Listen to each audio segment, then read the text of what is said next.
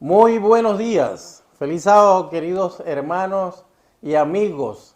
Es un placer para nosotros nuevamente reencontrarnos aquí en este espacio del repaso de la lección. En esta mañana pues está con nosotros también nuestro apreciado hermano Joendy Ramírez. Joendy, es un placer tenerte aquí con nosotros. Igual para mí, muchísimas Y gracias por la invitación. es un placer, es un gozo. Y bueno, quien les habla es su hermano en Cristo, Neilo Gutiérrez. Nuevamente pues nos encontramos aquí y en esta hora vamos a repasar la hora de su juicio. Y para eso pues vamos a mirar el tema que tenemos para esta hora, que es el libro de Romanos capítulo 13, versículos 11 y 12. Dice así este comentario, ¿no? Vamos a compartirlo con nuestros hermanos.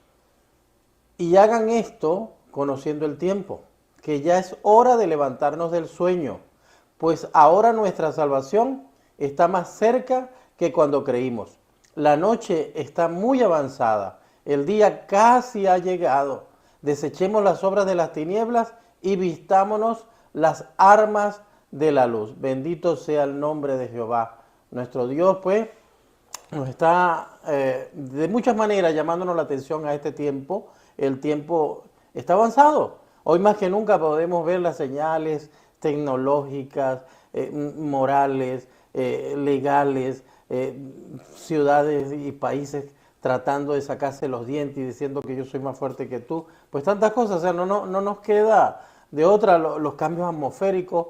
No podemos tener duda que Cristo definitivamente está llegando. Así mismo es, las aves cuando ven que el día va a anochecer, ¿qué pasa?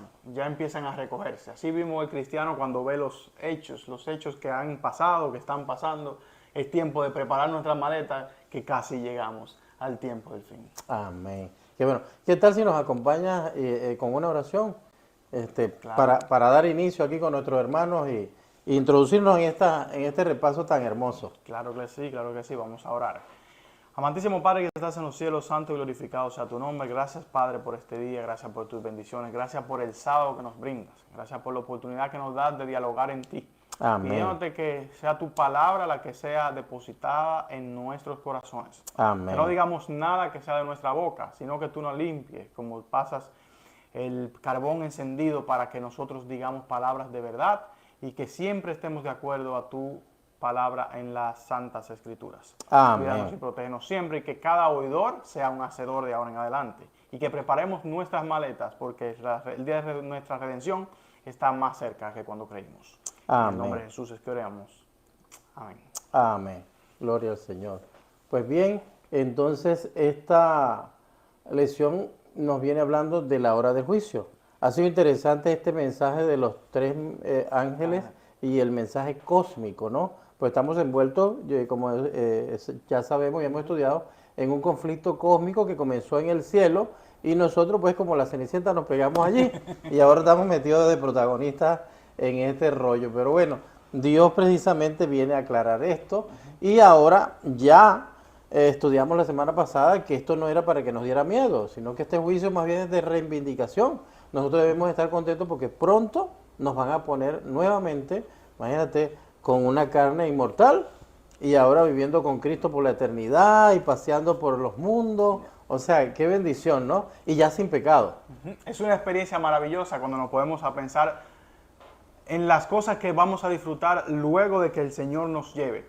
Y es pensar de que vale la pena eso. Sí, yo creo que sí, porque si nos podemos mirar el conflicto de los siglos, las cosas grandes que Dios no tiene en el cielo, es simplemente una visión que tuvo Elena G. de White de lo que es el cielo y de lo que es la tierra nueva. Si nos ponemos a pensar de que es más grande de lo que ella describe, haríamos lo que sea vale la por pena llegar a ese punto. A veces por querer ir a un sitio bonito, a pasear, nosotros hacemos esfuerzo. Por querer ganarnos un premio, hacemos esfuerzo. Oye, pero para el cielo no queremos invertir nada, estamos demasiado duros. Pues bien, la hora de su juicio ha llegado. Ahora, ¿cómo podemos nosotros garantizarnos de que de verdad estamos en ese tiempo del fin? ¿Será que la palabra nos dice en algún sitio que estamos en ese tiempo? ¿Hay manera de mostrarlo con las escrituras? Joendy. Sí, claro que sí. La palabra siempre ha sido clara, da profecía, da números. Muchas personas no quieren involucrarse en este tipo de versículos, en este tipo de libros, porque los números, por lo general no nos gustan los números, pero sí Daniel 8:9 tiene para nosotros palabra de vida, profecías, y tiene también interpretaciones que nos dicen, como adventistas del séptimo día y como oidores de la palabra de Dios, de que hay una fecha donde empezó el juicio divino. Amén. Muy bien. En esta semana, pues, estamos viendo unos tópicos muy importantes, y es que el juicio y la purificación del santuario, ¿verdad?, van de la mano. O sea, hay un juicio y hay una purificación del santuario, pero no del santuario de Israel. Ya el santuario de Israel no existe. Sabemos que ya desde el año 70 de nuestra era, de Cristo, dejó de estar. Entonces, como bien lo señala Pablo, ya no estamos en el santuario hecho de mano de hombre, sino en el cielo mismo. Hebreos capítulo 10 del 1 al 2, porque no entró Cristo en un lugar, en un templo hecho de mano de hombre, sino en el cielo mismo. Entonces, Cristo está allí ministrando, ¿verdad? Desde el año 31, comenzó su ministerio allí en el lugar santo, y como bien hemos estado estudiando, ahora inicia en 1844 el juicio investigador en el lugar santísimo. Allí es donde ahora empieza el Yom Kippur, donde se van a borrar los pecados, donde vamos a quedar purificados, y es precisamente lo que nos está diciendo la lección. Hemos llegado a la hora de su juicio. Pero ¿cómo sabemos que estamos en el tiempo? Pues bien, eso es lo que vamos a mirar. Entonces, para esto hay una profecía importante que es Daniel 8:14, donde dice hasta 2300 tardes y mañana, y luego el santuario será purificado. Entonces, para esto necesitamos ir a Daniel. Y Obligatoriamente. necesitamos examinar Daniel 8 y Daniel 9, porque allí es donde se nos hace esa pregunta, y donde se satisface la pregunta o se da la respuesta es precisamente en Daniel capítulo 9. Entonces vamos a ver las 2300 tardes y mañana, pero también un nuevo elemento que se añade allí, y son las 70 semanas. Y además de eso hay otro elemento. ¿Cuál sería? El de la última semana. La última semana. ¿Importante la última semana? Sí, importantísima, porque es lo que nos define como cristianos en general. Es la muerte y crucifixión de nuestro Señor Jesucristo. Amén. Y como Cristo es el centro de la profecía, pues ahí Cristo, ¿verdad?, en el centro de la profecía viene a confirmar los números. Pues bien, vamos a ver qué dice Daniel capítulo 8, versículo 14. Dice, hasta 2300 tardes y mañana, y luego el santuario será purificado. Cuando examinamos esa profecía a la luz de Daniel, ahí nos vamos a encontrar con varios elementos en Daniel capítulo 8, y es el punto de que se nos hablan de unas bestias, se nos habla de unos animales más diferentes a las bestias espantosas aquellas, pero ahora siguen hablando de animales, de un carnero, de un macho cabrío, un carnero que tiene dos cuernos, ¿verdad? Un macho cabrío que tiene un cuerno en el medio, y después cuando se le arranca le salen cuatro, un cuerno pequeñito. Entonces estas cosas pues parecerían difíciles de entender, pero sin embargo cuando miramos bien a Daniel 8, nos damos cuenta que todos estos elementos se le explicaron a Daniel, y Daniel quedó claro que en el versículo 20 el carnero es ¿quién? El carnero sería Medo-Persia, y eso quedó claro allí. Cuando vemos el versículo 21-22, nos dice que ese macho cabrío representaba ¿a quién? Sería Grecia. Grecia. Y cuando vemos el capítulo 11 nos dice que es el rey primero. Entonces está hablando de, ¿cómo se llama? Alejandro el Grande, Alejandro Magno. Y entonces Alejandro Magno, cuando él muere a su temprana edad, no dejó descendiente, y se repartieron el reino entre cuatro de sus generales, Casandro, Lisímaco, Seleuco y Ptolomeo. Ellos cuatro se reparten ese reino. Después entre ellos mismos se dominan el uno al otro, quedando solamente el reino del norte y el reino del sur, Seleuco y Ptolomeo al sur. Pues bien, esta parte la tenía clara Daniel. Mas sin embargo, nosotros cuando miramos a Daniel 8, vamos a buscar aquí, vemos que en Daniel 8 él termina triste. Luego de que le explican todo esto acerca de estos animales, que por cierto eran animales que se utilizaban también en el santuario, ¿ve? Para los sacrificios, o sea, era para transportar la mente, ese para que tuviera elemento, un simbolismo, para, algo para que que entráramos en el santuario y comprendiéramos el santuario. Pues esa parte la tenía clara. Ahí él no tuvo problema. Más sin embargo, cuando termina el capítulo 8, el versículo 27 dice así, yo Y yo, Daniel, ¿qué dice? yo, Daniel, quedé quebrantado y estuve enfermo algunos días. Cuando convalecí, entendía los negocios del rey, pero estaba espantado a causa de la visión y no la entendía. O sea, él tenía una confusión en su mente por algo que no Y entonces, ¿qué era lo que no entendía? Aquí Porque ya le explicaron quiénes eran los animales. Exactamente, ya él estaba claro con los animales, pero con los números estaba un poco complicado, exactamente con 2300 Estaba torturado por los números. ¿Por qué estaba torturado por los números? Bueno, fíjate lo que pasa. Es que dice Daniel 8:14, hasta 2300 tarde y mañana y luego el santuario será purificado. ¿Qué sucedía con Daniel? Daniel estaba esperando salir del cautiverio babilónico. Le habían dicho que eran 70 años. Esto lo vemos en Jeremías, el capítulo 25, versículo 11. Dice, y toda esta tierra será puesta en desolación y en espanto, y servirán estas naciones al rey de Babilonia 70 años. Entonces, Daniel estaba claro en los números. Daniel manejaba lo de día por año. Entonces él decía, bueno, 70 días son 70 años. O sea, el pueblo va a estar 70. Pero ahora me dices 2300 días y dices tardes y mañana, o sea, completico de tardes y mañana, o sea, son 2300 años.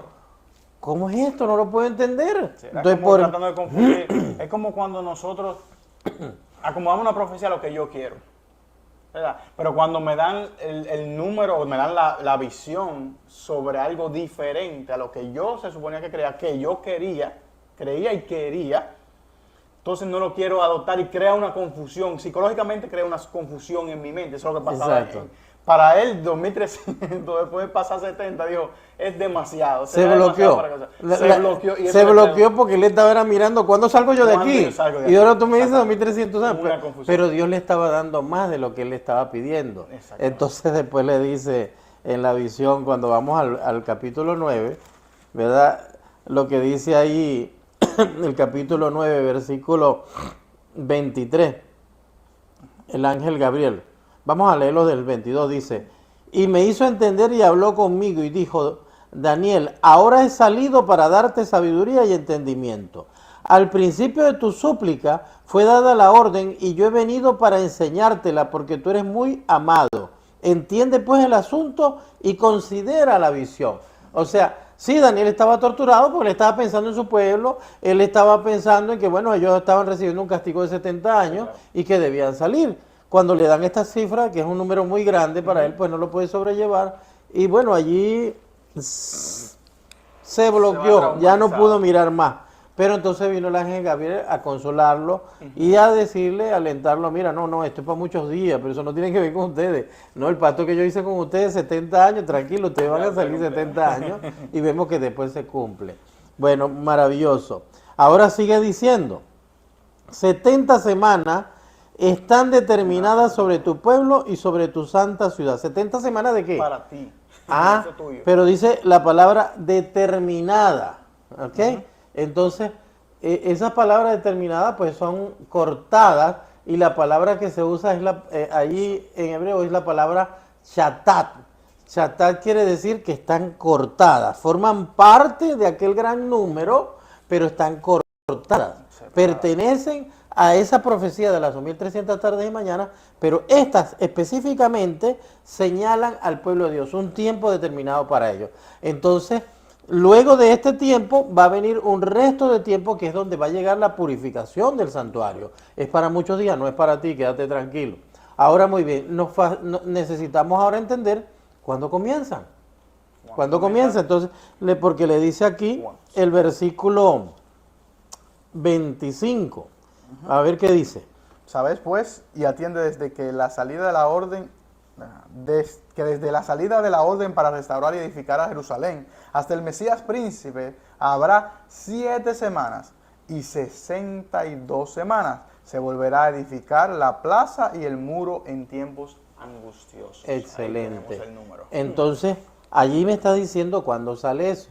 La palabra orden en hebreo aquí es la palabra dabar. Y la palabra dabar quiere decir la expedición de un dictamen, de una orden, de una obra específica.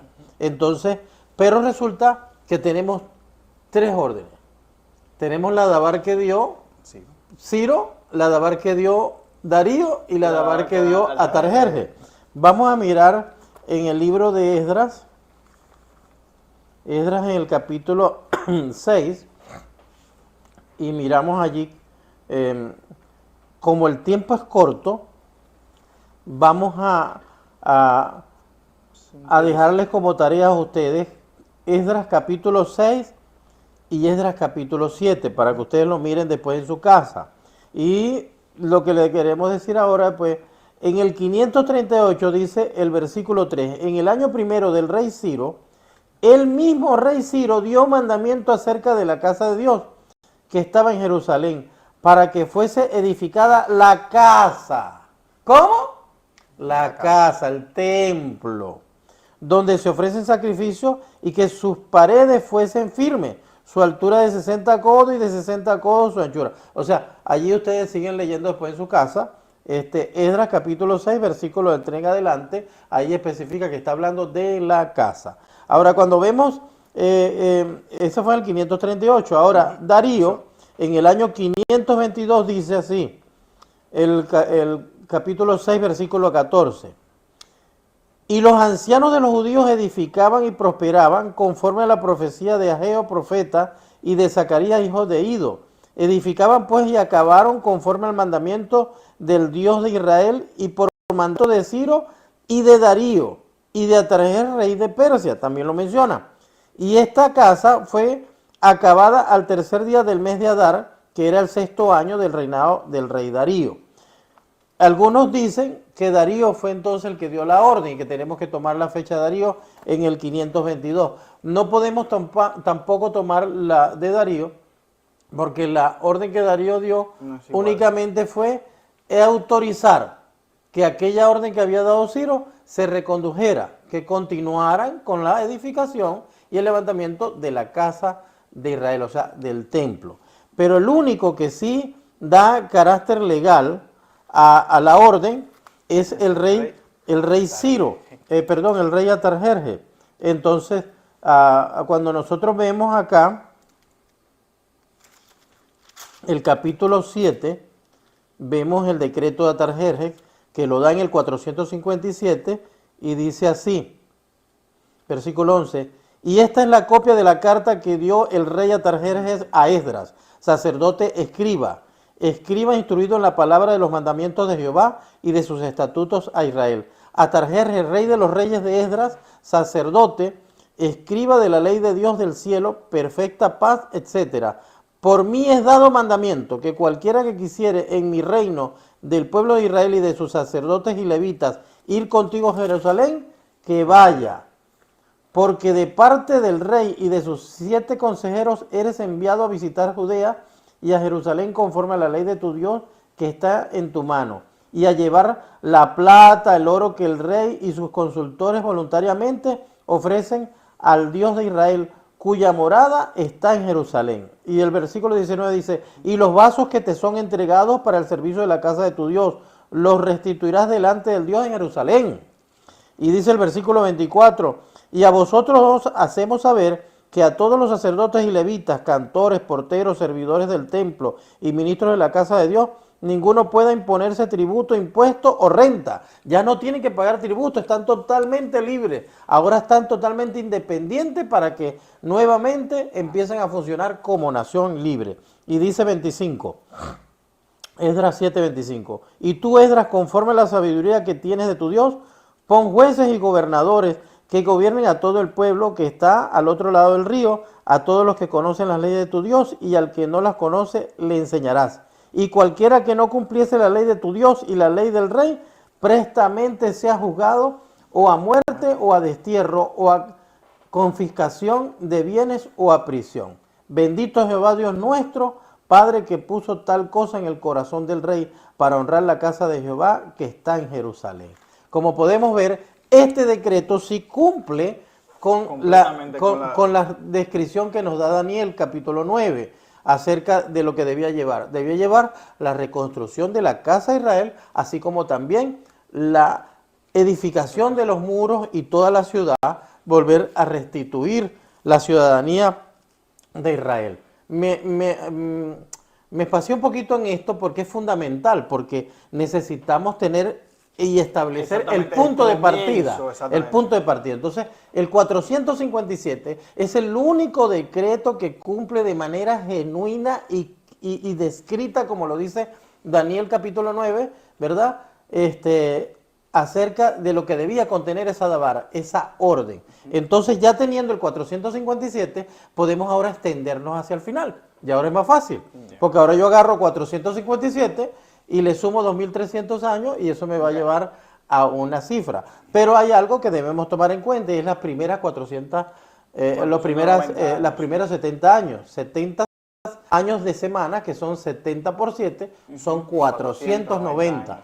Esos 490 años, entonces yo ahora tomo 457 y 490 años, serían 70 semanas, me llevarían al año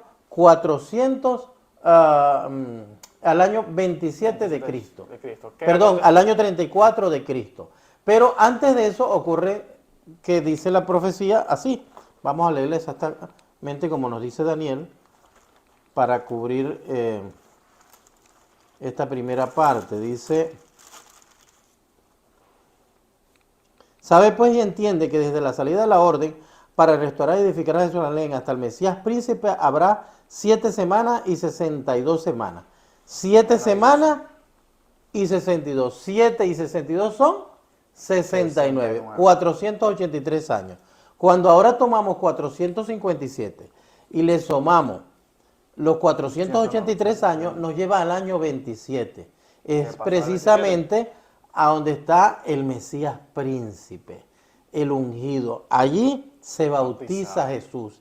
Eso se considera como el ungido, ungir a Jesús. De hecho, viene el Espíritu Santo y se posa como paloma en su hombro, entonces autenticando allí y reconociendo a Jesús como el Hijo amado. De hecho, dice el Padre: este es mi Hijo amado en quien tengo contentamiento. Entonces allí en el año 27 es el bautismo de Jesús, ¿verdad?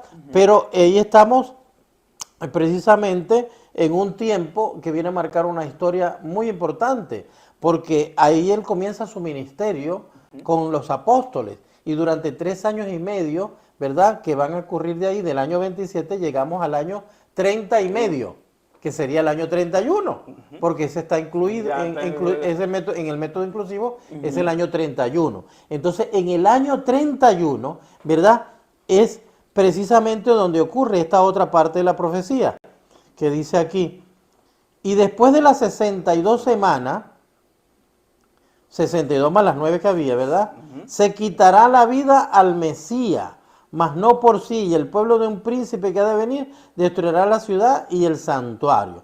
Es decir, creo que me comí aquí una parte importante, dice: desde la salida de la orden para restaurar y edificar. Y después, no, está bien, y después de las 62 semanas, es decir, en esa última semana, a la mitad de esa semana, es decir, al año 31, se le quitará la vida al Mesías. Cristo marca el antes y el después. Allí podemos ver entonces de manera categórica de que esta profecía está bien encaminada en tiempo. Ahora, luego dice el versículo 27, y por una semana confirmará el pacto con muchos, y a la mitad de la semana hará cesar el sacrificio y la ofrenda. ¿Qué sucede? Cuando Cristo muere, el velo del templo se abre de 2 en 2, diciendo: ya aquí no queda el santuario. Se acaba, como dice bien acá, y a la mitad de la semana hará cesar el sacrificio y la ofrenda. O sea, ya no hay que seguir matando corderos, ya se acabó la muerte de esos pobres animalitos. Ahora hay un solo sacrificio, lo acaba de hacer Cristo Jesús. Y ahora el santuario es el que está en el cielo, el que le mostraron a Moisés ¿verdad? Para que él pudiera ser el que estaba en la réplica, tierra. la Ahí réplica. a partir de ese momento se acaba eso. Pero hay otra cosa que ocurre, y es que, y por una semana dice, confirmará el pacto con mucho, y a la mitad de la semana hará cesar el sacrificio.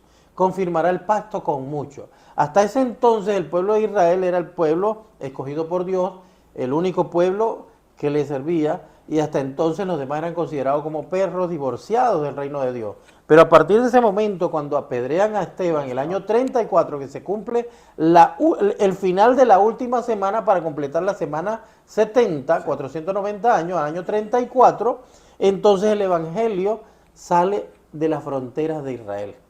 Ahora para todos los gentiles también, porque Israel no se mantuvo en el pacto con Dios. Dios cumplió, pero él no cumplió. Ya cesó, Ahora, cesó la ya paciencia. sabemos en Romanos capítulo 12 que hay un plan, un proyecto de Dios allí, el que el propósito era alcanzar también a los gentiles, pero luego que los gentiles entren, también los judíos regresarán otra vez, y así tanto judíos como gentiles todos serán salvos en Cristo Jesús. Yo siempre he dicho y hago recalcar a muchas personas que fue por lo que perdió el rumbo el pueblo de Israel. Y el pueblo de Israel, los judíos perdieron el rumbo en el orgullo de pensar que eran la nación santa y que Dios la había elegido por lo que habían hecho, se creían que eran simplemente porque eran judíos, tenían el favor de Dios. Pero no era eso. Dios lo eligió con una misión que era de abarcar a todo el mundo. Pero ya que ellos se vanagloriaron en muchas cosas, en hechos, en obras, y se enfocaron en que eso era lo que llevaba a la salvación, por eso ellos eran judíos, entonces Dios dice, no, ya este es el colmo, y hasta está apedreando a los míos, entonces ya el mensaje no es simplemente para ti, el mensaje es para todo el mundo, ya todo el mundo es ¿qué? Elegido por Dios. Amén. Así mismo es. Pues bien, entonces aquí tenemos en esa última semana, ¿verdad? Definitivamente se cumple el pacto de Dios, donde Jesús muere en la cruz del Calvario, toma nuestro lugar, el Evangelio sale de las fronteras de Israel, y ahora hay oportunidad para que otros también sean ratificados en el pacto con la muerte de Jesús. Y posteriormente tenemos también que después de estas 490 años, nos quedan colgando 1810 años. ¿Qué pasa con estos 1810 años? Comienza el juicio. Pero, ¿en qué nos basamos nosotros para esto? El año 34, cuando restamos esas 490 años, nos quedan 1810 años. De esos 1810 años, si los sumamos al tiempo, nos llevan exactamente a 1844. Alguien pudiera decir en esta hora, de los que nos estén viendo allí, mira, no, me da 1843. ¿Pero por qué me da 1843? Bueno, lo que pasa es que cuando dividieron la historia antes de Cristo y después de Cristo, queda el año cero. Pero el año cero se cuenta, porque no existe ningún año cero. No hay ningún año donde tú... ¿Cuántos quisieran que le diera un año cero para no seguir contando, no? Pero no es así. Hay que contar el año cero, y entonces cuando contamos el año cero, nos lleva a 1844. Allí comienza entonces el juicio investigador, el día del juicio, y es donde empezamos nosotros, ¿verdad?, a pregonar este evangelio a toda nación, tribu, lengua y pueblo. Y para eso, pues, el tiempo se nos agotó, pero en San Mateo capítulo 24 lo podemos mirar, versículo del 29 al 30 dice: e inmediatamente después de la tribulación de aquellos días el sol se oscurecerá, la luna no dará su resplandor, y las estrellas caerán del cielo, y las potencias de los cielos serán conmovidas. Estas señales ocurrieron en el año 1833, la caída de las estrellas; 1755, el gran terremoto de Lisboa; 1780, el oscurecimiento del sol y el enrojecimiento de la luna. Eso lo podemos ver en la historia contemporánea, donde muestra una vez más que este es el tiempo del fin que nos venía hablando la palabra. Y queda ratificado, pues, que entonces la hora del juicio es en este momento. Es más, está avanzada la hora, ya está casi por terminar. Ahora deberíamos estudiar qué hacía el pueblo de Israel para nosotros ponernos a cuenta. Exactamente, estamos viviendo, si nos ponemos a mirar en profecía, que era lo que hacía el grupo milerista en sí, como salimos como adventistas del séptimo día, si nos ponemos a pensar, ver todos esos hechos que la Biblia y Mateo menciona, ya haber pasado, o sea, estamos viviendo en tiempos finales. Debemos de saber que esa profecía, muchas de ellas, o la mayoría han pasado, y que estamos viviendo tiempos que realmente son finales, y que ya, de acuerdo a la profecía, lo que creemos nosotros, eso debemos de tomarlo en cuenta para nosotros alistarnos, que es por lo cual existe la profecía, es por lo que existe la profecía y el conteo. Era para que nos demos cuenta, mira, tú tienes, aquí empieza este juicio, de ahí en adelante tú tienes que prepararte y preparar a más personas. Amén. Gloria a Dios. Bueno, el tiempo se nos terminó, solamente nos queda despedirnos y decirle pues al Señor Padre Santo, gracias por acompañarnos, por bendecirnos en este momento. Dirige tu iglesia, dirige tu pueblo, dirige tu palabra y colócala en nuestra mente, en nuestro corazón y ayúdanos a abrazarla con todo nuestro pecho para poder estar contigo en las mansiones celestiales. Gracias, Señor, en el nombre de Jesús. Amén. Amén. Bueno, querido hermano, gracias. Nos vemos en la próxima. Que Dios le bendiga y siga estudiando, que esto está Buenísimo. muy, pero muy bueno.